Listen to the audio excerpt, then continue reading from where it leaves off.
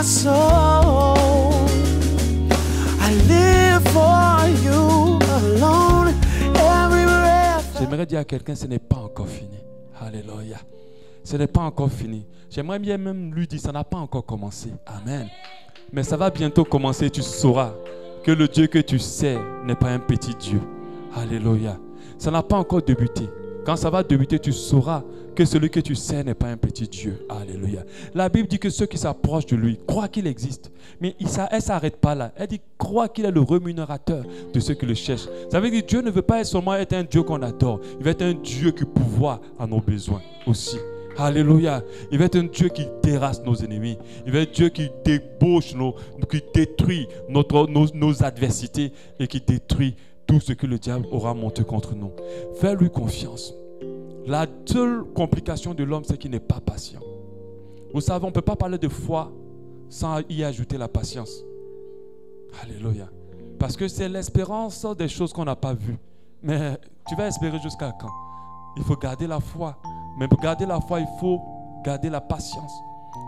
Ta foi a beaucoup de problèmes parce que tu n'es pas patient. Tu ne sais pas attendre. Attends simplement. Des fois, tu as 2 minutes de l'action de Dieu. Et le diable vient t'embrouiller. Mais au nom de Jésus, Dieu te donne un cœur patient. Tu vas être patient pour attendre sa main intervenir dans ta vie. Mais tu vas être beaucoup patient avec ton prochain. Alléluia. Même s'il n'est pas comme tu veux, ce n'est pas grave. Prie tous les jours pour cette personne. Sois patient, sois tolérant. Alléluia. Et tu verras que Dieu transforme tout le monde. Il peut transformer des grands assassins en des pasteurs. Il a transformé une prostituée, une tourneuse de films pornographiques à une servante de Dieu. Ce n'est pas ton petit mari ou ton petit camarade ou bien ta fille ou bien, je ne sais pas, tous ceux qui te créent des problèmes à qui ne peut pas changer. Alléluia. Ce matin, saisis cette parole-là et sois patient. Dieu va transformer la personne que tu veux voir transformer. Alléluia. Et tu vas voir que c'est le Dieu qui fait des miracles. Le plus grand de ces miracles, c'est le changement du cœur d'une personne. Amen. Parce que c'est la chose la plus difficile. Tu peux faire plein de choses, mais changer le cœur de quelqu'un, c'est pas facile. Mais Dieu va le faire et tu le verras. Et tu viendras dire, pasteur, je dois rendre témoignage. Quand tu étais en train de parler de la transformation de quelqu'un, j'ai saisi cela. Et j'ai vu comment Dieu a transformé mon enfant. J'ai vu comment Dieu a transformé mon mari. J'ai vu comment Dieu a transformé ma femme. J'ai vu comment Dieu a transformé mes employés. Il a transformé mon patron. Alléluia. Dieu te change, mais il change aussi les personnes que tu veux voir qu'il change. Alléluia. Nous allons évoluer dans le message. Alléluia. C'était une parenthèse pour encourager. Le monde a besoin d'encouragement. Alléluia. Les encouragements que les gens du monde donnent n'ont pas de fondement. Mais nous encourageons un fondement parce que c'est fondé sur Jésus. Alléluia. Et ce que Jésus dit, sa bouche l'accomplit. Alléluia. Et nous faisons bien de croire qu'il fera. Parce qu'il va le faire au nom de Jésus-Christ de Nazareth. Nous allons continuer avec notre enseignement que nous avons entamé la semaine passée. Je faisais comprendre à ceux qui étaient là qu'on va arrêter un peu ce qu'on avait commencé. Parce que Dieu m'a parlé d'urgence par rapport à un enseignement important. Un enseignement que nous, on ne nous a pas donné quand on était au début de notre foi. On a fait beaucoup d'erreurs. C'est vrai qu'on a perdu beaucoup de temps. Mais aujourd'hui, Dieu rachète le temps. Alléluia pour nos vies. C'est un enseignement que nous devons comprendre parce que ça fait partie des plus grands secrets. Je dirais même l'un des plus grands secrets de la bénédiction. Ça fait partie de l'un des plus grands secrets de l'élévation. Alléluia. Et cet enseignement, c'est le mystère du Père spirituel. On avait lu 1 Corinthiens 4, 15. Car quand vous auriez 10 000 maîtres en Christ, vous n'avez cependant pas plusieurs pères, puisque c'est moi qui vous ai engendré en Jésus-Christ par l'évangile. Alléluia. Le mystère du Père spirituel, les enseignements sur la paternité spirituelle, ce sont des enseignements apolémiques, de grandes polémiques. Parce qu'il y a des gens qui disent, ça on ne peut pas l'enseigner parce que ce n'est pas chrétien, ce n'est pas biblique. Nous sommes tous à Jésus et nous sommes directement connectés à Jésus. Personne ne doit gérer l'autre. D'autres prennent ce verset de Matthieu 23, 9. Et n'appelez personne sur la terre votre Père, car un seul est votre Père, celui qui est dans les cieux. C'est écrit dans la Bible. De n'appeler personne son Père. Et j'étais en train de vous dire dimanche passé, si cette parole-là est dans le sens premier, alors nous péchons lorsque nous appelons notre papa qui nous ont mis au monde papa. Amen. Alors nous péchons lorsqu'on appelle nos papas qui nous ont mis au monde papa. Mais nous savons que Dieu veut qu'on les appelle papa. Dieu s'attend à ce qu'on les appelle papa. Parce que c'est en cela que nous honorons et respectons l'autorité que Dieu a bien veillé mettre sur notre vie. Si c'était textuellement vrai, alors l'apôtre Paul, qui a écrit une grande partie de l'évangile, n'aurait pas décrit des personnes en les appelant mes fils et en disant qu'il est leur père. Donc on aurait dit, l'apôtre Paul aurait lui-même péché. Non, il n'a pas péché. En fait, ce verset nous permettait de comprendre que, faisons attention, il y a père spirituel et il y a gourou. Ce n'est pas pareil. C'est ce qu'il était en train de dire. Il parlait dans un contexte où les pharisiens faisaient du gouroutisme sur les âmes. En fait, le père spirituel nous envoie à faire la volonté du Père. Mais le gourou nous amène à faire sa volonté. Et il y a une nuance. L'apôtre Paul a dit à ceux qu'il conduisait, imitez-moi, comme moi j'imite Jésus.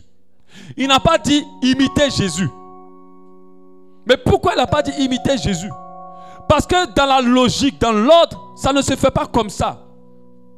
Si quelqu'un est ton père spirituel, tu passes par lui. Mais tu dois te rassurer qu'il lui imite Jésus.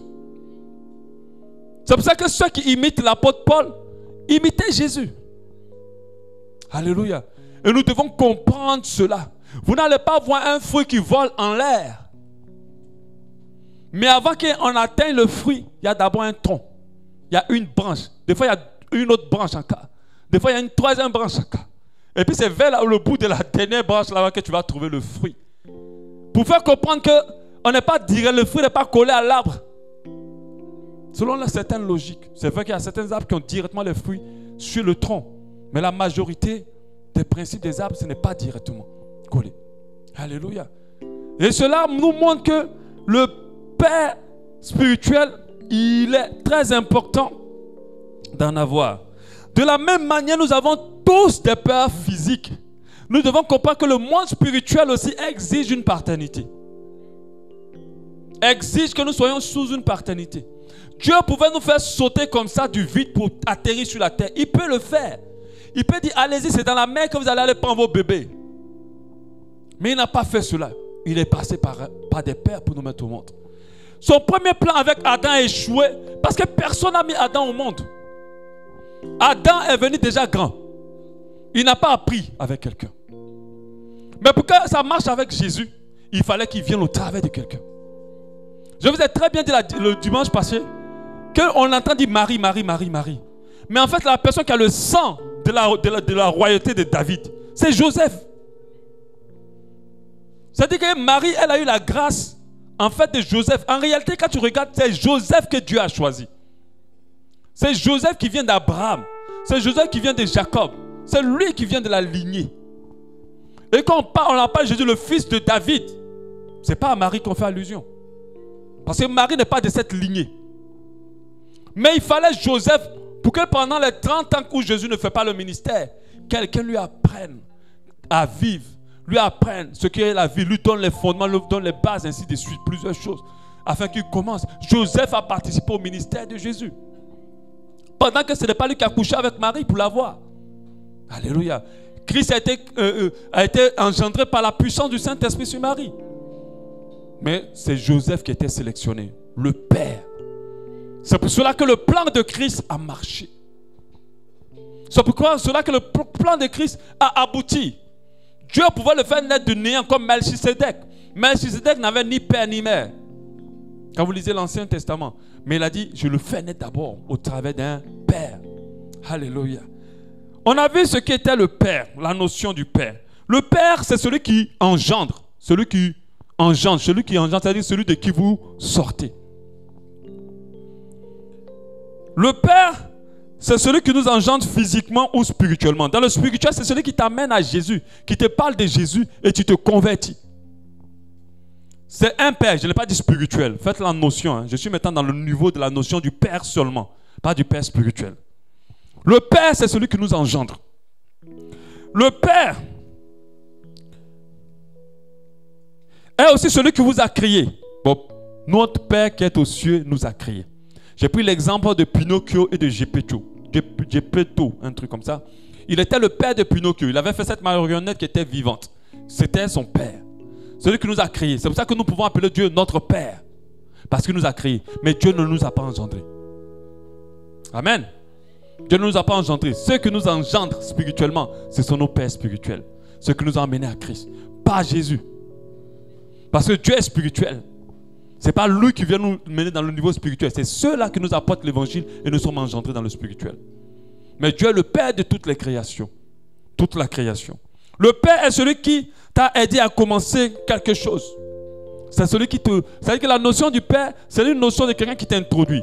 Tous nos pères nous ont introduits dans ce monde. S'ils n'étaient pas là, nous ne serons pas là. Amen. Tu es exactement ce que tu es à cause du Père exact que tu as eu. Alléluia. Parce que la sémence qu'il a donnée à ta mère, si c'était une autre sémence qui était ailleurs, ce n'était pas toi qui serais sorti. Amen. Ce n'est pas toi qui serais sorti. Ce n'est pas toi le même visage, le gros nez, la grande taille, le petit cou. Ce n'est pas toi. C'est la sémence exacte de ton père là qui t'a fait toi exactement. Quand tu te regardes et tu t'apprécies là, tu dois dire merci à quelqu'un. Amen. C'est lui qui t'a fait. Si ce n'était pas lui, tu ne sortiras pas. Peut-être tu serais sorti à un gros nez avec une taille courte. Amen. Mais c'est le Père exact. Le Père aussi, la notion du Père, c'est celui qui t'apprend les premiers pas. Ok. Il y a aussi celui qui te porte. On ne va pas traîner dessus. On a parlé des différents types de pères. Ça, c'est le résumé. On a Dieu, qui est notre Père suprême. Notre Père au-dessus de tous les pères. C'est pour cela que nous prions notre Père qui est aux cieux. On a le Père biologique qui vient juste après Dieu. Parce que le premier Père que tu as après Dieu, c'est ton Père biologique. Biologique. Je n'ai pas dit grand-père. Je dis ton Père. Celui qui t'a mis au monde. On a le Père de substitution ou adoptif ou tuteur. Tu es peut-être orphelin ou bien tes parents ne t'ont pas gardé. Il y a quelqu'un qui t'a gardé. C'est ton Père. Et ces personnes-là font du bien. Comme on a le cas de Mardoché avec Adassa qui est Esther. Il était son père adoptif. On a le père, le beau-père, le père de ta femme ou de ton mari, ou le père de ta maman. Le mari plutôt de ta maman, pardon. On a les pères du réveil. Ce sont les pères dans le pays qui ont amené l'évangile, qui se sont battus pour l'évangile.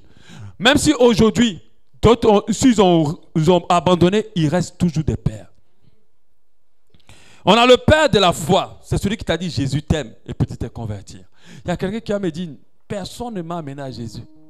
Moi-même, j'ai lu la revue ou bien j'ai regardé la télé puis j'ai accepté Jésus et puis voilà, je suis devenu chrétien. Moi, c'est plus ou moins mon histoire, un peu quand même. Quelqu'un m'a parlé de Jésus. Il m'a dit fais la prière du salut, mais je n'étais pas converti. Je ne me suis même pas converti avec lui. On était partis en vacances, c'était un voisin de classe. On était partis en vacances et puis des mois sont passés. Puis en vacances, moi-même, j'ai senti une présence, puis j'ai senti le besoin de venir à Jésus et je suis venu. Mais en même temps, j'ai mis tout sur lui. Je me suis dit, il a mis une sémence en moi. Mais en réalité, quand vous regardez dans la profondeur, il y a beaucoup de personnes qui ont sémé la parole de Dieu en vous. Alléluia. Mais il y a quelqu'un qui t'a tiré à l'église pour la première fois. Il y a quelqu'un qui t'a parlé de Jésus pour la première fois. C'est un père. On l'appelle le père de notre foi, le père de la foi. On a les bergers. Tous les pasteurs sont des pères immédiats d'office sur tous ceux qui viennent dans leur assemblée et qui ont décidé d'y rester. Pas ceux qui sont en vadrouille. Parce qu'il y a beaucoup de personnes qui sont en vadrouille. Même le papillon se promène moins plus que. Voilà. Parce que si on fait le sondage ici, on dit quelles sont les personnes qui ont déjà fait plus de 5 églises. Je suis sûr qu'il ne restera pas beaucoup de personnes dans la salle là. Amen. Parce qu'on a déjà fait 5 églises. Il y a des gens qui ont fait une seule église et qui sont restés vraiment dedans. On a le père spirituel, c'est de lui que je vais parler. Et puis on a le père du ministère. C'est quand tu commences à œuvrer pour Dieu, tu as besoin d'un père aussi pour conduire ton ministère. Donc le père spirituel, qu'est-ce que c'est? Tout ça, c'est le résumé. C'est un père qui s'occupe de toi spirituellement. C'est quelqu'un qui prend soin de toi spirituellement. Alléluia. C'est quelqu'un qui est ton papa dans le volet spirituel. Je n'ai pas dit, comme c'est devenu maintenant à la mode avec les daddies, les papas, les ceci. Non, vous n'êtes pas obligé de rentrer dans ça. La paternité, ce n'est pas le fait de dire papa, daddy. c'est dans le cœur. Tu dois sentir que spirituellement, il y a une responsabilité sur ta tête. C'est ça un père spirituel. Tu dois te dire, tout ce qui concerne mon volet spirituel, voici quelqu'un qui veille là-dessus. Voici quelqu'un en qui je me confie. Parce qu'il se confie en Christ, cette personne. C'est pour ça que je dis des fois aux gens, si tu es dans une église et que tu n'es pas sûr que celui qui a la tête est avec Dieu, si tu n'es pas convaincu de sa manière d'adorer Dieu, sa manière de vivre avec Dieu, ne reste pas. Parce que jamais sera ton père. Alléluia. Donc c'est celui qui s'occupe de nous. Et j'avais entamé comment choisir notre père spirituel. J'avais donné cette première indication. Le père spirituel ne se choisit pas. Il se découvre. Il ne se choisit pas, il se découvre. Qui d'entre vous ici, quand il était au ciel pour dire, Dieu, moi je veux Brad Pitt comme mon papa. Alléluia. Si c'était ça là, qui allait être papa, qui allait pour le papa qu'il a actuellement là? Chacun allait changer ses papas. Ah, moi je prends Barack Obama en même temps. Alléluia. Tu sais que quand tu arrives là, ce n'est même pas la cuillère en or dans ta bouche. C'est les diamants, les saphirs et tout dans la bouche avec toi. Alléluia. Personne ne choisit son père. Personne n'a choisi son père. Le père nous est imposé par Dieu. Mais ce qui est marrant, comme le Seigneur me disait, il me dit, je vous donne le père qu'il vous faut, pas le père que vous voulez. Alléluia. Je vous assure, si ton papa t'a maltraité, c'est ça là qui doit te faire réussir. Amen. C'est ces maltraitances là qui va te faire réussir. C'est le père qu'il te faut. Si tu avais un père qui était doux, ou si tu as eu un père qui était doux, bon, je vais dire, si tu avais choisi un père qui était doux, tu ne seras pas exactement la personne que tu es aujourd'hui. Alléluia. Et j'aime toujours citer l'histoire de Joyce Meyer, qui avait un père violent en série, sauf que la série se faisait sur sa fille tous les jours. Mais c'est la femme prédicatrice la plus célèbre au monde, après avoir été violée près de 200 fois par son père. Alléluia. La plus célèbre au monde. Dieu te donne le père qu'il te faut. Donc de la même manière que tu ne peux pas choisir ton père physique, tu n'as pas le droit de choisir ton père spirituel. Dieu te l'impose. D'une manière ou d'une autre, tu vas te retrouver auprès de quelqu'un et tu vas comprendre que c'est la personne qui doit gérer ta vie spirituelle. Tu vas comprendre que tu dois te soumettre à cette personne. Des fois, même ton propre petit frère peut devenir ton père spirituel. Amen. Mais il y a deux qui refusent. C'est mon petit frère. J'ai changé sa couche ici. Il connaît quoi? Mais vous ne savez pas ce que Dieu met dans un père. Je vais en parler tout à l'heure. On ne le choisit pas. Les chrétiens papillons d'aujourd'hui, là, les chrétiens Melchisedec, sans père ni mère, ils ont seulement leur papa, ils choisissent à la télé. Moi, mon papa, c'est Marcelo. C'est mon père spirituel. Il ne te connaît pas. Moi, je l'ai vu. J'ai parlé avec lui. Toi, tu ne l'as jamais vu. Mon papa, c'est le pasteur Mohamed Sanogo. Il te connaît où? Tu l'as vu où? Tout le monde veut des pères célèbres. Qui t'a dit qu'on choisit un père? Ce que Dieu veut te donner n'est pas dans 1000 personnes. C'est pour ça, faites attention. Il y a des gens qui vadrouillent avec la paternité de quelqu'un d'autre sur lui. Tu sais que si tu as la paternité de quelqu'un, que tu viens dans une autre paternité, rien ne peut rentrer dans ta vie. Parce que le trou est bouché. On va beau mettre en toi, rien ne rentrera. Sérieusement, ce que j'enseigne là, c'est un message risqué. Parce qu'il y a d'autres que Dieu va révéler les vrais pères. Mais il y a d'autres qui sont là pour être ici. Alléluia. Donc ça veut dire que si tu retournes ton père, gloire à Dieu. Si Dieu t'a révélé, gloire à Dieu. Mais si Dieu te révèle que c'est ici, reste tranquille. Qui a le droit de parler sur ta vie? Qui a le droit de te faire des reproches? Qui a le droit de guider ta vie? À qui tu rends compte? Chrétien Melchisedec. On choisit les grands-pères, des vrais pères, ou bien pas des vrais pères, des pères célèbres, des pères puissants. Depuis quand un enfant peut dire à son papa, tu n'es pas digne de mon père, moi j'en veux un autre. Dieu, envoie-moi un autre papa. C'est pas possible. Mais c'est un mystère grand. Parce que beaucoup pensent qu'ils ne sont pas orgueilleux, mais ils le sont. Et vous savez à quel moment Dieu commence à travailler dans ta vie? C'est quand tu es frustré. Alléluia. Quand quelque chose te frustre, c'est là que Dieu commence à te changer. On ne change pas quelqu'un avec les caresses. Les caresses ne changent personne. Oh, tu ne me fais pas des compliments. Tu ne me félicites pas quand j'ai réussi. Ça amène qui où? Alléluia. Allez-y dans l'armée et vous verrez que les bons militaires, ceux qui font des exploits, ont été élevés à la dure. Si tu as été élevé à la dure, il faut dire que je suis passé dans un camp militaire. Alléluia. J'ai fait mon service militaire. Alléluia. Et c'est comme ça que d'autres arrivent. Est-ce que vous pensez qu'il y a un endroit où on ne frustre pas? Il n'y a pas. C'est pour ça que tu ne finis pas les églises. Ta liste est encore longue. Partout où tu iras, on va te frustrer. Partout où tu iras, tu n'auras pas tout ce que tu veux. Nous tous, on peut te donner en partie. Il y a une personne qui a tout pour toi.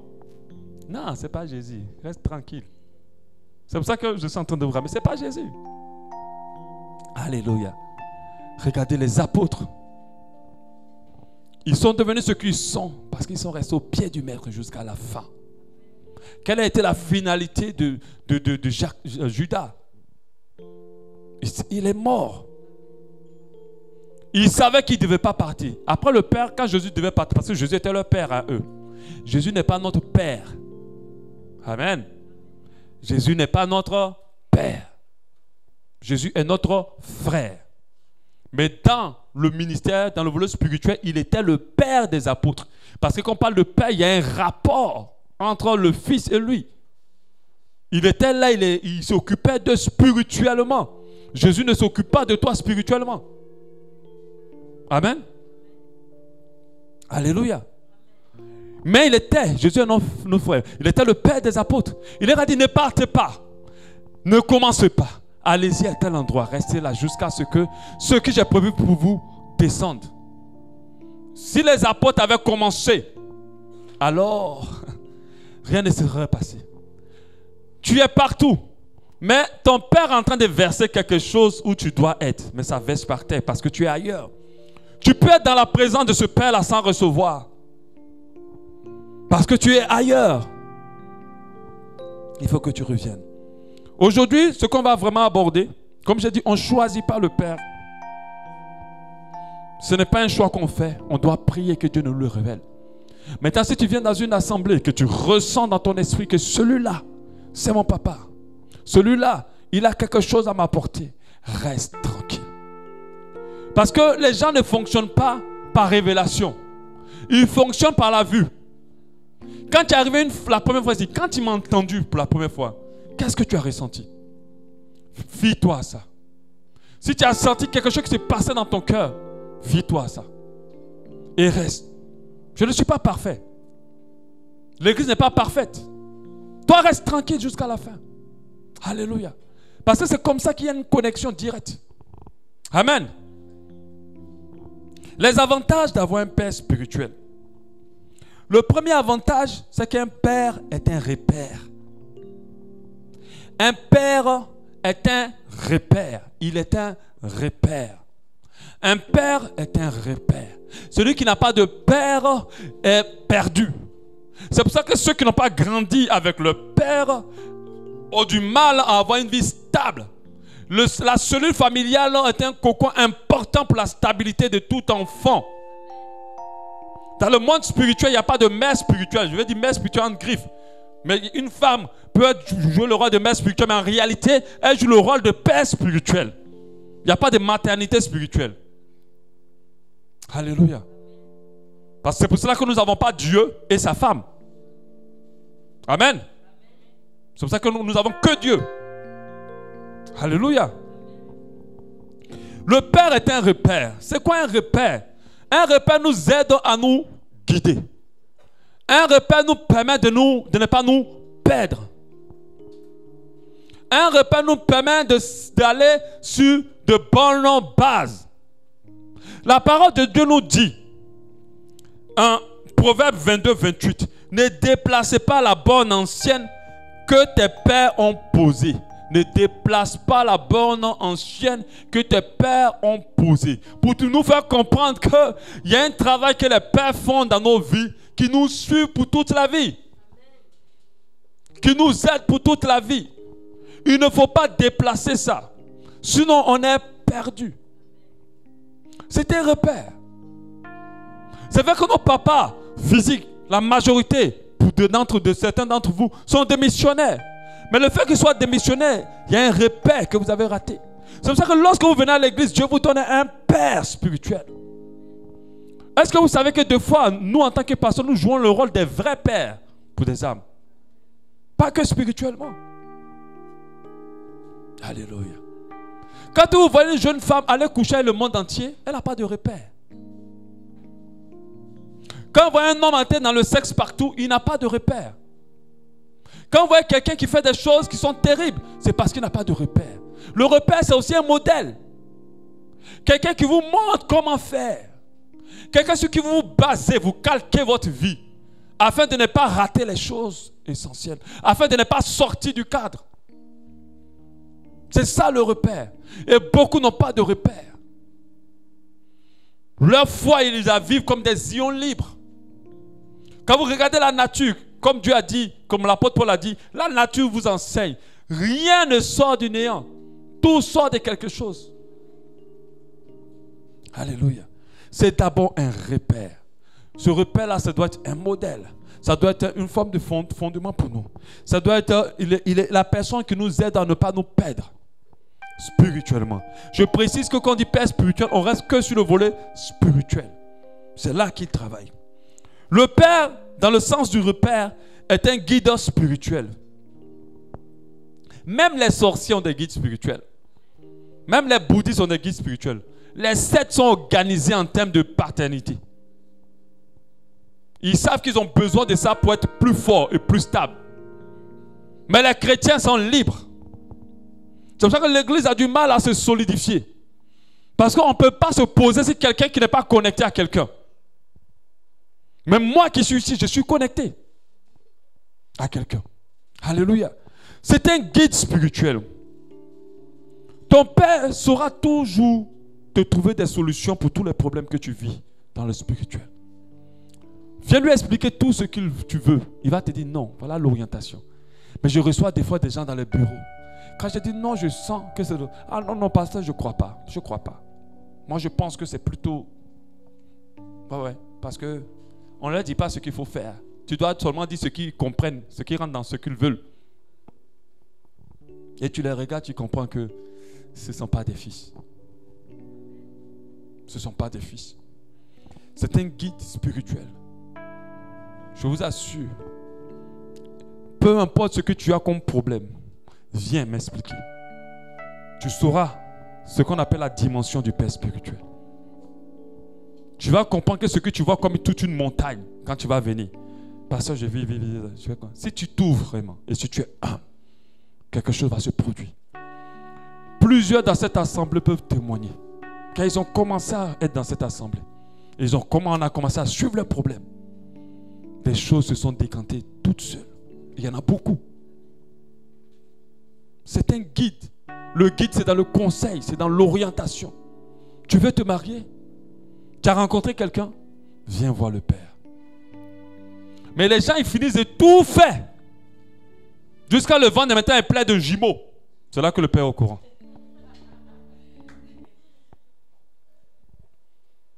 On t'a dit qu'on t'aime. Viens parler au Père. Parce que tout ce qui te concerne dans le monde physique touche ta vie spirituelle. Tout. Si tu fais des boulots qu'on te renvoie à chaque fois, certainement il y a quelque chose dans le spirituel qu'il faut débloquer. Alléluia. Mais d'autres ne veulent pas. On n'a rien à leur dire. Qui est ton père? Ma femme m'avait enseigné ici en parlant de David. Qui est ton père? Est-ce que tu es orphelin?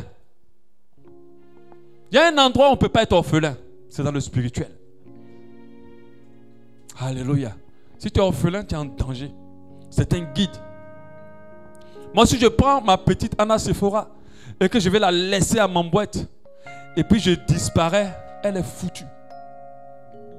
C'est comme ça, beaucoup sont. Elle peut parler, mais elle va aller où? Elle sait où elle doit aller. Est-ce qu'elle sait? Elle ne connaît pas, mais moi je connais mon boîte. Je peux dire, viens là, je vais te guider, on va sortir de là. Amen. Et c'est très important. Si quelqu'un t'appelle au téléphone et que la personne te dit oui, je veux aller à mon boîte, la question que tu vas lui poser, ce serait quoi? Où tu es? Amen. Il y a des gens qui veulent réussir, mais d'où vous partez? Vous n'avez pas de repère. Pour aller quelque part, il faut quitter de quelque part. Alléluia. Tu veux réussir, tu veux avoir un grand ministère, tu veux aller loin. Mais qui peut parler sur ta vie? Qui peut parler sur ta vie? Et s'il y a quelqu'un qui peut te dire, tu m'arrêtes ça tout de suite. Et s'il y a quelqu'un qui peut te dire, tu m'annules ça tout de suite. Et s'il y a quelqu'un qui peut te dire, tu arrêtes avec cette relation tout de suite. Il y a quelqu'un là? Amen. Si je dis, c'est pasteur, il aime trop se mêler de la vie privée des gens. La vie privée, il a quoi à avoir dedans même? Les gars s'occuper seulement de tous les pasteurs. Amen. C'est ta vie privée là qui peut détruire ta vie spirituelle. Alléluia. Un repère, un guide. Thessaloniciens 2:11. Vous savez aussi que nous avons été pour chacun de vous ce qu'un père est pour ses enfants. C'est l'apôtre Paul qui dit, on a été pour vous ce qu'un père peut être pour ses enfants. Vous exhortant, vous consolant, vous conjurant de marcher d'une manière digne de Dieu qui vous appelle à son royaume et à sa gloire. Même la marche chrétienne, vous avez besoin d'un père. L'avantage d'un père, c'est qu'il a fait le chemin que tu veux faire. L'avantage aussi d'un père, c'est que sa nature de père lui confère des particularités que tu n'as pas. Alléluia. Des particularités que tu n'as pas. Même si le père n'a pas atteint ton niveau de connaissance. Parce qu'il y a des gens qui peuvent s'asseoir pour dire, lui là même il ne maîtrise pas bien la Bible. Hein. Lui là même il ne sait même pas bien conduire l'église. Hein. Mais amuse-toi. Moi j'étais dans une assemblée avant de venir. C'est celle où j'étais. Il m'a béni avant de partir. Mais moi j'ai commencé un ministère qui a commencé connu, Nicodème. Vous tapez Donald Soros sur internet, vous allez être étonné de voir des quantités d'informations. Alléluia. Parce que mon ministère, il a commencé depuis 2005, très connu. Partout où je vais dans le monde, il y a toujours des gens qui ont été convertis par mon ministère. Et quand je viens au Gabon, dans une petite église perdue, où ce n'est même pas mon niveau. Bon, quand il y avait en Christ, c'est-à-dire que moi, je suis déjà dans l'international. L'église, quand mes amis m'appellent, tu pries dans quelle église au Gabon là-bas? Je ne sais même pas quoi je leur dis. Mais il faut me dire, en se disant qu'ils peuvent connaître l'église. Je dis, pardon, laisse ça, tu ne peux même pas connaître l'église là. Mais quand je m'assois là, un pasteur simple, moi j'ai déjà fait beaucoup de choses. J'ai déjà eu beaucoup de contacts. Je connais la majorité des hommes de Dieu que vous voyez sur internet. La majorité, je vais dire presque la totalité des francophones. Je les ai rencontrés presque tous. Mais quand je m'assois dans cette petite église, Dieu dit, humilité, soumets-toi. Mais ce pasteur-là, c'est lui qui nous a mariés. On était en train de se battre pour se marier. C'était compliqué. On a dit, pasteur hollandais, pardon. Là, voilà notre affaire. Il est venu jusqu'à la maison. Il a prié pour nous. 3 mois après, on s'est mariés. Peut-être qu'il ne va pas avoir une prédication puissante pour me bousculer. Mais il avait une onction pour me faire rentrer dans mon mariage. C'est ce que beaucoup ne comprennent pas. Et ce n'était pas tout. Le premier boulot de ma femme, c'est lui qui lui a trouvé ça. Elle a été responsable commerciale du Maïcha grâce à lui pendant 5 ans. Et toutes les relations que ma femme a là, c'est pratiquée par là-bas qu'elle a. Elle connaît du monde entier à cause de ce boulot. Mais il avait une onction. Les pères ont des onctions que vous ne pouvez pas imaginer. Qu'est-ce qui t'arrive dans ta vie? Viens te connecter à l'onction du Père. C'est là que tu vas comprendre que Dieu va débloquer les choses très vite. Tout va se repositionner rapidement. Moi, je connais où. Donc, quand je voulais partir, pasteur, on va partir. Oui, je sais que vous devez partir. Pasteur, on doit partir à la fin de... Non, vous attendez. On est assis 1 an. 1 an. On est en train d'attendre que le pasteur soit d'accord. C'est quand il a dit, oui, Donald, maintenant, vous allez partir. Il nous a présenté, puis on est parti. Aujourd'hui, on a un bon rapport, on a un bon contact, on s'aime, on l'aime. Si on peut le bénir, on va le bénir. Alléluia. Mais quand d'autres vont me dire, tel qu'il me connaît, Donald, il s'imagine un pasteur super connu. C'est vrai qu'il y a le pasteur Mohamed qui est là, mais le pasteur Mohamed n'était pas ici. Alléluia. Pendant tout ce temps que j'étais là-bas, c'était lui qui gérait la responsabilité du Père spirituel sur ma vie. Alléluia. Le Père est un guide.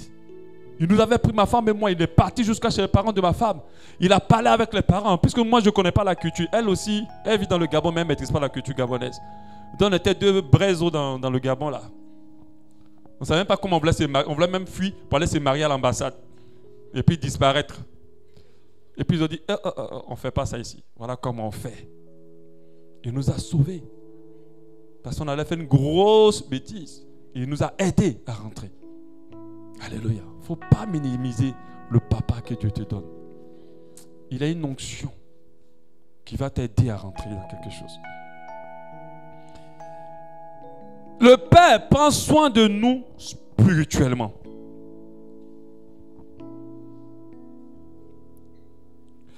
La parole de Dieu dit en Luc 12, 13, votre Père sait ce que vous avez besoin.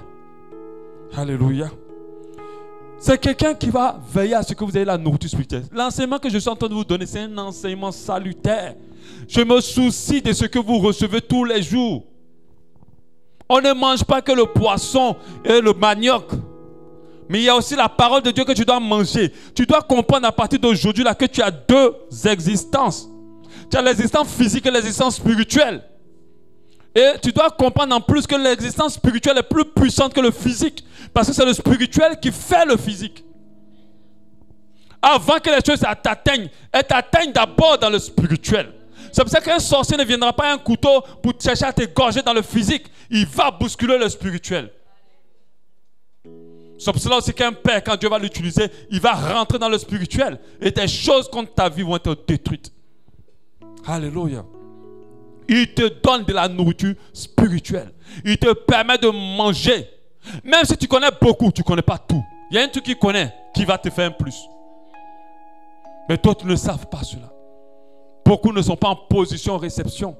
Ils sont plutôt en position donnée. Mais si tu étais là en position donnée, tu ne serais pas encore à ce niveau-là. Dieu t'aurait élevé depuis. Dieu t'aurait permis de déclencher ton ministère depuis. Alléluia. Dieu t'aurait amené loin depuis. Sois humble et Dieu t'élèvera. Alléluia. Il s'occupe de notre nourriture spirituelle. Et je vais vous dire une chose. Ce n'est pas tous les pères, tous les pasteurs ou toutes les églises qui ont notre nourriture. Ce n'est pas tout. C'est pour cela que moi, je ne veux plus juger d'autres églises. Parce que même s'ils enseignent quelque chose de différent de ce que j'enseigne, ils donnent de la nourriture utile à certaines personnes. Alléluia. Donc chaque église a sa nourriture. Le père veille à ce que tu manges. Un vrai père se soucie si l'enfant a mangé. Il s'est vêtu. Est-ce qu'il est en bonne santé? Il porte ses problèmes et ses soucis. Nous, nos filles, quand une est malade, des fois on peut annuler un rendez-vous. On peut rester à côté. Moi, quand je me lève, comme par exemple ce matin, je me suis levé. Ma femme s'occupait des bébés. J'ai fait la cuisine. J'ai nettoyé. J'ai préparé le bouilli de donuts. J'ai tout placé avant de venir. Ah mais oui. Ah mais oui. Ah mais oui. C'est important. Ah mais oui. Parce que quand je me lève, ma femme me connaît. Elle a des fois, elle peut faire des fois, elle peut faire, si elle doit faire la coiffe, elle va laisser mes enfants aller faire la coiffe. Elle sait deux choses. Elle connaît deux proverbes qu'elle me récite toujours. Le premier proverbe, c'est après mes enfants. Elle dit toujours à tout le monde, lui là ne fait rien à ses enfants. Fais tout, mais ne touche pas à ses enfants. Et le deuxième proverbe, elle me dit ça toujours. Tu sais que tu m'as dit de tout faire, mais de ne jamais avoir des problèmes avec les âmes. Demande-lui. Elle sait les deux choses. J'ai deux catégories d'enfants. Mes enfants, il ne faut pas t'amuser avec eux. Mes enfants d'ici aussi, il ne faut pas t'amuser. Elle sait ça. Même si elle est fâchée, je dis avale, viens me dire. Mais ne réagis pas. Parce que c'est qu'elle déconne avec un, elle est foutue. Amen. C'est ça. Donc, c'est ma priorité. Quand je me lève, je suis là demain, des fois elle est étonnée. Je peux sentir que l'enfant a faim, l'enfant a soif, sans même que quelqu'un ne parle. C'est là le cœur du père. Un père qui n'est pas démissionnaire, je précise. Parce que d'autres vont dire, on a eu des papas qui ne font pas ça. Peut-être il y a un super père. Non. Un papa qui aime ses enfants se soucie d'eux. C'est pour ça que certaines personnes dans l'église, sans me dire leurs problèmes, je le connais. Je peux te dire, toi, tu as tel souci. Viens là, explique-moi. Viens, on va se parler. Et d'autres vont venir devant moi, pasteur. Je t'ai pas dit. Je souffre. Mais pourquoi tu ne m'as pas appelé? Oh, pasteur. Ben, une personne m'a dit la dernière fois que ouais, Dieu allait t'amener vers moi. Alléluia. Amen. Mais c'est ça en fait. Un père est attentif à ses enfants. Il veille à leur nourriture spirituelle. Un papa aussi, je crois que c'est le 4, pose les fondements spirituels de la vie de quelqu'un. Il y a des personnes qui n'ont pas eu du tout de paix spirituelle depuis qu'ils sont convertis. Ils n'ont pas pu rester quelque part pour qu'on les façonne.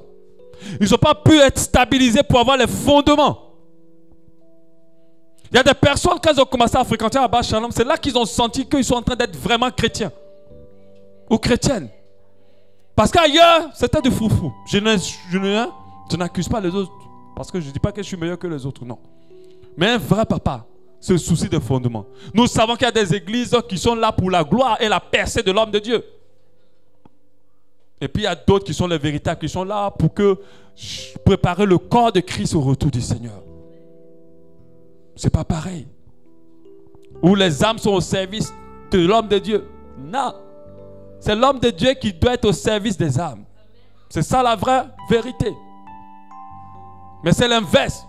L'homme de Dieu assis sur son trône, aux petits soins. Il a une brigade d'âmes autour de lui.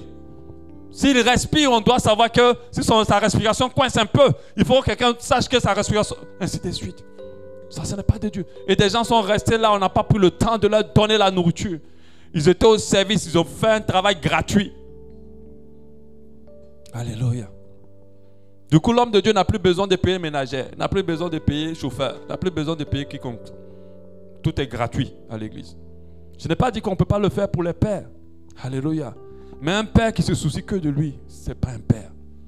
Le père, il se soucie des âmes. Un jour, il doit te dire, assieds-toi, je vais faire. Un jour, il doit te porter aussi. Alléluia. Donc, il pose les fondements. Les fondements de la foi. Les fondements de la marche chrétienne. Les fondements de la relation avec Dieu. Quand tu es un bon père, tu apprends à connaître le vrai père. Le grand-père. Bon, le plus grand. Je veux dire Dieu le plus grand. Et le rôle de l'apôtre Paul dans son ministère était de poser les fondements et d'y veiller. On ne doit pas se soucier à percer dans le ministère et de laisser les âmes vides. On ne doit pas se soucier à être un homme de Dieu interplanétaire pendant que les âmes n'ont pas reçu le fondement. Et un père veille à ce que tu aies le fondement. Et le fondement, c'est la connaissance de Christ. Le fondement, c'est Christ. Éphésiens 2, 20 nous dit, vous avez été édifiés sur le fondement des apôtres et des prophètes. Jésus-Christ lui-même étant la pierre angulaire. C'est lui la base du fondement. Alléluia. Il pose les fondements. Il remet les bases. Parce que si ton fondement n'est pas solide, ta foi ne tiendra jamais. Tu vas beau aimer le Seigneur, mais à chaque moment, des coups de découragement vont t'atteindre. Parce que tu n'as pas intégré les fondements ou tu n'as pas reçu les fondements. Alléluia. Et le Père donne les fondements. Le Père physique donne les fondements de la vie. De la manière dont tu as été éduqué, c'est comme ça que tu risques d'aborder la vie. C'est pour ça que certaines personnes s'étonnent d'être violents comme le père. Pendant que c'était si je me marie, je ne frapperai jamais ma femme. Parce que papa a trop frappé maman. Et beaucoup s'étonnent à frapper leur femme. Parce que la base qu'il t'a donnée, c'est une mauvaise base. C'est pour ça que je dis à certaines personnes ici, si vous avez eu de mauvais pères, commencez à prier pour briser. Parce qu'ils ont sémé en vous quelque chose qui va vous faire demain. Commencez à briser. Dites, Seigneur, je coupe spirituellement tout lien entre moi et mon Père. J'enlève tout fondement qu'il a mis en moi en m'éduquant de la sorte. Alléluia. Parce qu'on se retrouve toujours comme notre mère, toujours comme notre père, tout le monde. Moi, je me disais, quand je serai ceci, je serai marié, je ne serai pas comme mon père. Mais au fur et à mesure, je vois que je ressemble beaucoup à mon père. Et je suis en train de prier pour ça. Alléluia. Pour certaines choses. Il avait des bons côtés, mais il n'avait pas tout n'était pas bon. Amen. Alléluia. Le Père spirituel, son plus grand rôle, c'est de veiller sur votre âme. Alléluia. Quand Dieu nous regarde, il ne nous voit pas en tant que des personnes, il voit des âmes. des âmes. Même quand on dit gagneur d'âmes, on va aller prêcher aux âmes. Ainsi de suite, le Père spirituel veille plutôt sur les âmes. La Bible dit en Hébreux 13, 17. Alors tu peux continuer, s'il te plaît. Hébreux 13, 17. Obéissez à vos conducteurs et soyez soumis, car ils veillent sur vos âmes, comme ayant à rendre compte. C'est afin qu'ils fassent cela avec joie et non en gémissant, car ceci ne vous serait pas profitable. Perdre, car ceci ne sera pas profitable. Donc il dit obéissez, la parole de Dieu dit obéissez à vos maîtres, parce qu'ils veillent sur vos âmes, ils doivent rendre compte. De la même manière, Jésus a dit au Père, je n'ai perdu d'aucun de ceux que tu m'as confiés, si ce n'est les filles de la perdition. Je vais en dire autant au Seigneur. Alléluia. C'est pour cela que je ne gère pas les âmes avec une seule manière. Il y a certains qui sont dociles et gérables. Mais il y a d'autres qui sont complexes et difficiles. Si tu es un père nerveux, tu vas perdre des âmes. Si tu es colérique, tu vas perdre. Mais si tu es un père doux aussi, très doux, bonbon, tu vas perdre aussi des âmes. Parce qu'il y a des gens, quand tu es doux avec eux, là, c'est ça, ils ne veulent pas. Amen. Donc tu dois avoir cet équilibre. Tu dois veiller. Le Seigneur me disait une fois, ne réponds pas à l'orgueil par l'orgueil. Et c'est ce que beaucoup de personnes font. Quelqu'un t'a fait de l'orgueil, toi aussi tu fais de l'orgueil. Mais vous deux, vous êtes pécheurs. Il veille sur nos âmes. On peut perdre le salut quand on n'a pas le bon père ou quand on n'a pas le père, un père spirituel. On peut perdre. Parce que quand tu as un bon père spirituel et que tu as un père spirituel, il veille à ce que tu ne rates pas le salut. Je vous assure, des fois que des gens viennent devant moi comme ça. Et puis je sais ce qu'ils ont fait. Ils ne m'ont pas dit, mais je sais. Je dis, toi là, viens ici. Apparemment. Puis la personne parle, va passer. Ok, fais comme ça, prie comme ça. Ah, pasteur, c'est bon, ça marche maintenant. Je suis libéré. Mais si tu ne fais pas ça, tu vas te dire que tu es en bonne phase, mais tu vas perdre. Tu peux rater le ciel parce que tu n'as pas quelqu'un qui te guide dans les bonnes voies. Tu dois avoir un père, mais surtout le père que Dieu a choisi pour toi. Tout le monde n'est pas ton père spirituel. Alléluia. Le père spirituel prie. En veillant sur ton âme, il prie. Deux fois, je ne dis pas, mais je porte certaines personnes dans la prière. Il prie pour toi. Moi, je suis de nature, dès que j'entends le problème de quelqu'un, je vais prier. À plus forte raison, ceux qui viennent, qui se sont confiés dans cette assemblée, leurs sujets sont mes sujets. Et nous savons que la prière du juste a une grande efficacité. Alléluia. Le Père spirituel te répond aussi quand il faut. Il y a des gens qui font des choses et se disent que oui, je suis dedans. Voilà, c'est bon. D'autres viennent ici, bon, certains peuvent venir se plaindre par exemple de leur patron. Oui, il a fait comme ça, moi aussi j'ai réagi pour lui montrer, oui. Et puis le Père spirituel va dire, arrête, tu ne peux pas faire ça, c'est pas possible. Oh bon papa, non, c'est même pas mon père, j'ai bien crié sur lui. Hein? Je lui ai répondu. Voilà, c'est pas mon papa, j'ai pas de papa. Et puis le Père spirituel dit, non, tu arrêtes ça. Amen. Ah non, on m'a fait une proposition là. Ah, bientôt je vais être ministre de ceci. On m'a demandé d'aller à une réunion. Le Père spirituel dit, tu vas pas. Tu ne t'associes pas à ça. Parce que c'est ta pète peut-être qui est derrière ça. Et lui voit. Mais qui te parle? Qui a le droit de te dire non? Si tu n'as personne, tu es en danger. Tu es en danger. Il veille sur ton âme. Il veille à ce que tu sois en connexion avec Dieu. Il veille à ce que tu sois bien. Aujourd'hui, le diable a trouvé la nouvelle stratégie de dire aux gens, aucune église n'est bonne, restez à la maison. C'est comme ça qu'il tue tout le monde. Il tue beaucoup. Ce n'est pas en suivant Internet que tu vas rester chrétien. Fais attention. Fais attention. Que tu vas rester... Internet va te confondre parce qu'à un moment, tu vas tellement consommer que tu n'auras plus envie d'écouter. Et puis Internet est dangereux. Amen. Aujourd'hui, tu vas aller cliquer enseignement. Un jour, tu seras un peu down, ce n'est pas enseignement, tu vas cliquer. Donc faites attention. Et des pères, des gens qui vous voient. Alléluia. Moi, généralement, quand des gens viennent me consulter pour les conseils, par exemple, de mariage et tout ça, et qu'ils me parlent d'un couple copain ou une copine, je leur demande, montre-moi la photo. Pourquoi je dis ça? Parce qu'il y a des informations qu'on a quand on voit les gens. Mais tu n'es même pas en contact avec le pasteur Marcelo. C'est lui maintenant qui est ton père spirituel. C'est un bon père, le pasteur Marcelo, mais il n'a pas ce que tu veux. Ce que tu veux là, c'est ici. Alléluia. Il n'a pas. Mais moi, je te vois, moi, je sais ce qui se passe. Alléluia. Il veille sur nos âmes. Le Père spirituel nous introduit dans le ministère. Si tu es ici, tu as un appel, tu sens que tu dois faire quelque chose pour Dieu, sache qu'il y a quelqu'un qui doit t'introduire. Quelqu'un qui va t'apprendre à commencer. Quelqu'un qui va te permettre de gagner du temps. Pourquoi nous avons des pères? C'est pour gagner du temps. Quand tu commences à arriver à la phase de la puberté et tu es chaud, bouillant ou bouillante, tu dis, oh papa, il m'aime, il va me marier. Maman, je t'assure, on va se marier. Il m'a dit, hé ma fille, où tu me vois là, je suis une blessée de guerre. Ça là, il ne faut pas suivre. Il faut te calmer d'abord, il ne faut pas encore donner. Ah non, maman, il m'a promis que je suis le soleil de minuit pour lui. Ma fille. Et tu fais jusqu'à... Tu perds 20 ans. 4 enfants célibataires. Amen. Si tu avais écouté maman, qui a déjà fait ce parcours-là, tu aurais gagné du temps.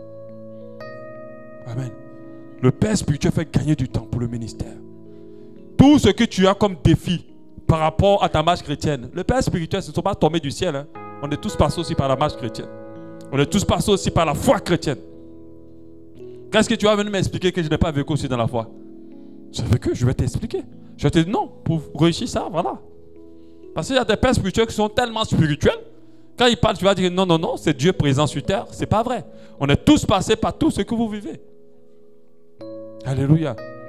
Surtout que vous avez un père spirituel qui est très ancré dans le domaine professionnel. Donc, encore, ça c'est un plus. Depuis quand vous avez vu un père spirituel qui a... Bon, il y en a beaucoup, hein, mais grâce au père spirituel qui a autant de capacités. Ça, il peut te conseiller dans tout. Alléluia. Ils nous introduisent dans le ministère. Ils nous aident à gagner du temps. Ils nous aident à partir plus loin. Ce qu'Élie a vécu pour être dans le ministère n'est pas ce que Samuel a vécu pour être dans le ministère. Samuel a gagné du temps. Alléluia. Très jeune, il a commencé le ministère. Alléluia. Ils nous introduisent dans le temps. Philippiens 4, 9 dit, ce que vous avez appris, reçu et entendu de moi, et ce que vous avez vu en moi, pratiquez-le, et le Dieu de paix sera avec vous. L'apôtre Paul qui parle. Jean 15, 15. Je ne vous appelle plus serviteur, c'est Jésus qui parle, parce que le serviteur ne sait pas ce que fait son maître. Mais je vous ai appelé ami, parce que je vous ai fait connaître tout ce que j'ai appris de mon Père. Jésus a introduit les apôtres dans le ministère. S'ils n'étaient pas là, ce n'était pas possible aux apôtres de rentrer dans le ministère, de comprendre comment faire. Ils ont gagné du temps. Alléluia. La puissance que Jésus a accumulée peut-être pendant 30 ans, et ils l'ont eu en quelques moments. Alléluia. Jésus a pris du temps, 30 ans pour pouvoir délivrer les malades. Eux, dès qu'il a soufflé sur eux, ils ont eu la délivrance. C'est-à-dire que le Père spirituel a la capacité de donner une onction. Alléluia. Une capacité surnaturelle que lui-même il a galéré pour avoir. Moi je vous ai dit le baptême du Saint-Esprit. J'ai demandé ça au début de ma foi. Je l'ai eu là après peut-être 10 ans. Le baptême du Saint-Esprit. Mais dans l'église ici là, il y a des gens qui ont eu le baptême du Saint-Esprit en quelques mois. Hein? C'est ça non? En quelques mois. Mais moi j'ai fait 10 ans avant d'avoir le baptême du Saint-Esprit.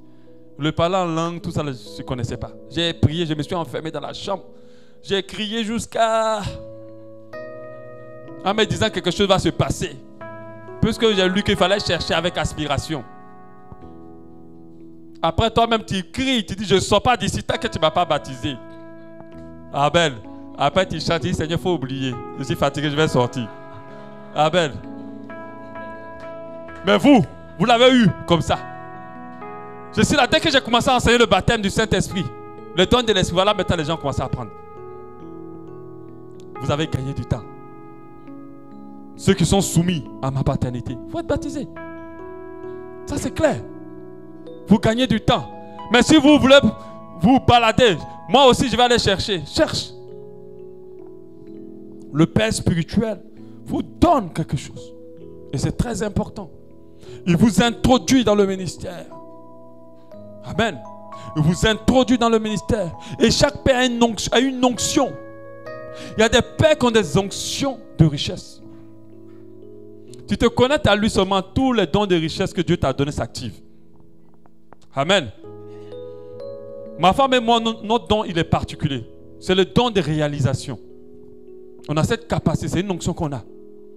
Tu marches un peu avec nous, tu te connais, tu te rabaisses. Tu es humble. Ce que Dieu veut t'amener, tu vas y voir, cela va s'exploser. Très vite. Tu veux le travail, commence à marcher avec nous. C'est ce que Dieu a prévu pour toi. Ton travail va s'activer. Tu veux te marier, commence à marcher avec nous. Alléluia. Et d'autres l'ont expérimenté ici. Amen. C'est une grâce qu'on a. C'est une grâce. C'est-à-dire à chaque fois que Dieu nous connaît, quelqu'un se connecte à nous, il reçoit cette grâce-là d'avancer dans sa vie. D'évoluer. C'est une onction qu'on a. Alléluia. Comme le pasteur hollandais, pour nous, pour le mariage. Si on ne se connectait pas à lui, peut-être qu'on serait en train de lutter encore avec le mariage. Et il y a plusieurs hommes de Dieu, jeunes hommes de Dieu, qui sont restés d'abord dans le concubinage et qui servaient Dieu. Amen. Dieu merci qu'on n'a pas vécu ni passé par là. Une des choses importantes, le père spirituel est une couverture spirituelle sur ta vie. Celui qui cherche à t'attaquer a affaire d'abord au Père. Celui qui cherche à t'atteindre a affaire au Père. Et d'autres ne savent pas. La Bible nous dit en 1 Corinthiens 3, 23. Et vous êtes à Christ et Christ est en Dieu. Il y a un autre passage qui dit, vous êtes cachés en Christ et Christ est caché dans le Père.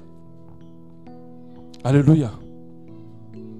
Donc c'est-à-dire, quand tu es connecté à un père spirituel, il te couvre spirituellement. Si un sorcier veut t'attaquer, il a affaire d'abord au père spirituel. Il doit d'abord tuer l'homme fort. Et l'homme fort dans ta vie devient automatiquement ton père spirituel. Si ils arrivent à t'atteindre, c'est parce que tu n'es pas sur la couverture du père spirituel. C'est que dans ton cœur, il y a encore de la rébellion. Amen. C'est pour cela que moi, je déteste mes fils en voyant comment la vie des gens évolue. Si tu es avec nous et que ta vie stagne et reste pareille, alors il y a de la rébellion dans ton cœur. Parce que Dieu nous a clairement montré que celui qui reste connecté, ce n'est pas pour nous orgueillir, c'est une question d'onction. Alléluia. Sa vie va évoluer, elle va progresser. Il est une couverture spirituelle. Et nous savons, pour ceux qui connaissent les histoires des sorciers, une personne ne peut pas quitter là-bas, venir manger quelqu'un dans la famille de l'autre. Alléluia.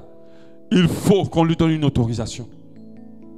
C'est pour ça que quand ils ont bouffé quelqu'un à sorcellerie, ne cherchez pas loin, il y a quelqu'un à l'interne qui est coupable. Quand ils ont attaqué quelqu'un en sorcellerie, ils ont détruit une grossesse ou quoi que ce soit en sorcellerie, il y a quelqu'un en interne qui collabore. Pareil pour le père spirituel. Quand tu es couvert spirituellement, avant de t'atteindre, ils ont affaire à toi. Dieu peut te lever, Dieu peut lever ton père pour dire, commence à prier pour cette âme. Ça nous arrive. Mais c'est parce qu'il y a quelque chose qui se prépare contre. L'homme fort peut être ton père spirituel. Celui qui te protège dans le spirituel. Par rapport au ministère, tu as besoin de sa couverture. Si tu fonces comme cela, ton ciel est ouvert, on peut t'attaquer. Alléluia. C'est pour ça que celui qui veut m'attaquer, il a fait au pasteur Mohamed Sanogo déjà. Amen. Amen. Vous voyez ce qu'il fait à Abidjan? Lui, il touchera les gens. Il prie et puis les aveugles voient. Les paralytiques marchent. C'est pour ça que je me dis, si je tiens encore, ce n'est pas par mes propres forces.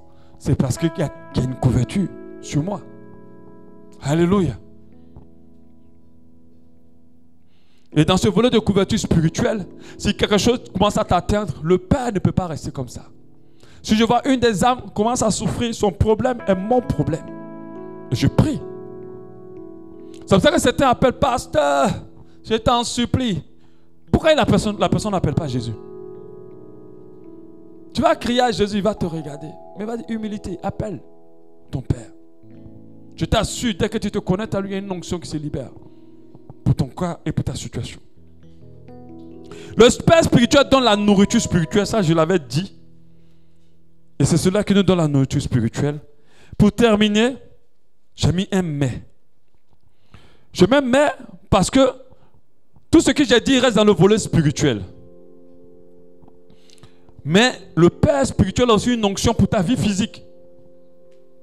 Alléluia. Un Père spirituel peut te donner à manger. Pas seulement de la nourriture spirituelle. Nous, dans notre ministère, à plusieurs reprises, on a mis la main dans la poche pour aider ceux qui n'ont pas à manger. Pour soutenir ceux qui sont dans le besoin. Il ne peut pas dire non, non, non, moi c'est le spirituel seulement que je gère. Ton problème devient son problème. Alléluia. C'est que si tu vis une adversité, c'est ton problème. C'est vrai qu'on a du mal avec des âmes qui ne nous prennent pas pour père. Donc du coup, ils n'appellent pas. J'ai le problème seul. Mais celui qui te sent comme, qui sent que ma petite fille Anna Sephora ne peut pas avoir un problème et peut pas commencer à gérer ça seule. Si elle a un problème grave, elle va venir papa, papa. Et puis moi, je vais prendre son problème. Deux fois quand tu les prends comme ça dans tes bras, tu les sens rassurés d'avoir un père. Donc il n'agit pas que dans le spirituel, il agit dans le physique aussi. Il peut te donner de l'argent aussi. Il peut te trouver du travail. On a trouvé du travail pour des gens. Il peut t'aider dans ton mariage aussi. En dehors même du volet spirituel. Il peut t'aider pour te marier. Il peut te former. Parce qu'aujourd'hui, Dieu suscite des pères spirituels qui ont des qualifications spirituelles. Les pasteurs de ces temps-ci sont très équipés. Ce n'est pas des pasteurs qui font seulement des choses que l'église. La majorité, tous les pasteurs que je côtoie aujourd'hui sont des experts dans des domaines. La majorité de mes amis pasteurs sont des experts, sont des entrepreneurs. La majorité. Donc ça dit, même si on met l'affaire des chrétiens à côté, il peut te dire pour ouvrir ton entreprise, fais ci, fais ça, pour que ça marche. Il peut dire pour ton travail, voilà, fonctionne comme ça. La majorité sont des experts. Moi, je suis un informaticien, je suis un ingénieur informaticien. Je suis dans le conseil en communication, je suis dans plein de domaines professionnels. Il peut te donner des biens. Des fois, nous nous dépouillons pour les âmes. On prend tel chose, bon, on n'a pas. La personne a besoin de ça. On prend, on donne. On dit, elle a plus besoin que nous. Donnons. Il peut te défendre face aux gens de danger. J'ai eu à accompagner certaines personnes à la PJ pour régler des problèmes. Ce n'est pas spirituel. Amen. Mais un père, quand on entend que son enfant a un problème, il ne reste pas pour dire non, moi c'est le volet spirituel seulement. La PJ, il est qu'à régler ça lui seul. Je vais prier puis Dieu va intervenir. Ah non. Tu te lèves, tu l'accompagnes, tu défends. Même s'il n'a pas raison, tu es pour, tu parles. Il te soutient dans le deuil. Il te soutient dans les difficultés. Il se réjouit avec toi dans le bonheur. C'est ça un vrai père. Un père se soucie de ton état. Et il agit beaucoup aussi dans ce domaine-là. Ce que j'aimerais dire pour conclure aujourd'hui l'utilité du père, il a une onction qu'il a reçue. Quand Dieu nous dit honore ton père et ta mère, en fait il ne dit pas honore ton père quand il est bien. Ah non, hein. Honore ton père qui est responsable. Il a dit simplement honore ton père et ta mère. Il n'a pas précisé qui il doit être. Ça veut dire que peu importe ce qu'il est, si tu n'honores pas, tu as un problème. Tu es en danger. C'est grave pour toi. Parce que plus tu honores un père démissionnaire, un père mauvais, exemple, plus Dieu te bénit. Un des plus grands secrets de l'élévation et de la bénédiction, c'est d'honorer son père. Sans condition, de lui donner l'honneur qu'il mérite. Mais quand il dit mérite pas à cause de lui, mais l'honneur qu'il mérite par rapport à ce que Dieu l'a sélectionné. Dieu a vu des milliards de pères dans ce monde. Il a dit c'est celui-là que j'ai choisi pour mon fils. Mais c'est dans lui qu'il y a ta bénédiction. C'est dans lui qu'il y a ton élévation. Pareil pour le père spirituel. Si tu es ici à Abba Shalom, ce n'est pas parce que tu as programmé. C'est parce que Dieu a conduit tes pas petit à petit pour que tu sois là. Parce qu'il a mis quelque chose en moi pour ta vie. Mais il faut que tu sois humble. Parce que celui qui est orgueilleux est comme un verre retourné. On ne peut rien mettre à l'intérieur. Alléluia. Et c'est comme ça, deux sont à l'église, on verse, rien ne rentre. Et ils comprennent que ma vie ne change pas. Depuis que c'est dans cette église, rien n'évolue. Oh, ça c'est quelle église ça? Dans l'autre église, on va prier sur moi, on va me laver avec l'eau. Et puis ça change, on va me libérer. Mais ici, là, ils sont trop doux. Ils ne prient pas bien. Il n'y a pas de puissance. Attention. Amen. Si les églises où les pasteurs crient jusqu'à puis la gorge par terre, là, était la plus puissante, je pense que personne ne serait dans les autres assemblées. Parce que d'autres ont vu que l'onction, elle a plusieurs nuances. Et Dieu a mis ce que tu cherches ici. Alors, commence à te comporter en tant que fils. Le dimanche prochain, je vais parler des fils. Parce qu'on a parlé du père. C'est quoi un père? Mais aussi, c'est quoi un fils? Et comment il doit se comporter envers le père. Je précise, c'est un secret puissant de vie. Et j'aimerais encourager tous ceux qui ont vraiment de vrais problèmes avec leur papa physique, pardonnez. Pardonnez-les. Approchez-vous d'eux. Priez pour eux. Aimez-les. Alléluia. Appelez-les parce qu'il y a d'autres qui ont clairement dit, je n'ai pas de père. Donc le papa est bien vivant. D'autres vont plus loin. Il est mort pendant qu'il est bien vivant. Appelle-le. Honore-le. Donne-le ce que tu peux le donner comme amour. Et puis reste fidèle. J'aimerais encourager aussi certaines mamans qui ont des fois des maris compliqués. Poussez toujours vos enfants à honorer leur papa. Le problème que leur papa a, c'est principalement vous. Même s'il se comporte mal avec les enfants, conseillez les enfants toujours de se soumettre et d'honorer leur papa. Alléluia. Vous savez, le chemin que Dieu trace pour notre bénédiction n'est pas toujours tracé dans les roses. Des fois, c'est dans les épines.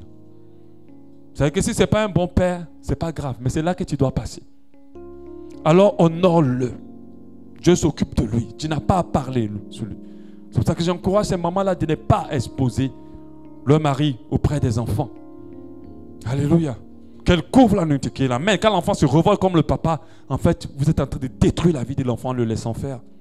Vous dites non, arrête, ne te comporte pas comme ça avec ton papa. Oh maman, non, calme-toi. C'est ton papa, il faut l'honorer, il faut le respecter. Alléluia. Et ton enfant va être béni. Ce papa-là viendra s'incliner devant cet enfant. Et cet enfant-là serait cette voie que Dieu va utiliser pour élever et honorer son père. Alléluia. Appelle ton papa. Amen. Appelle aussi ta maman. Alléluia. Amen. On va prier.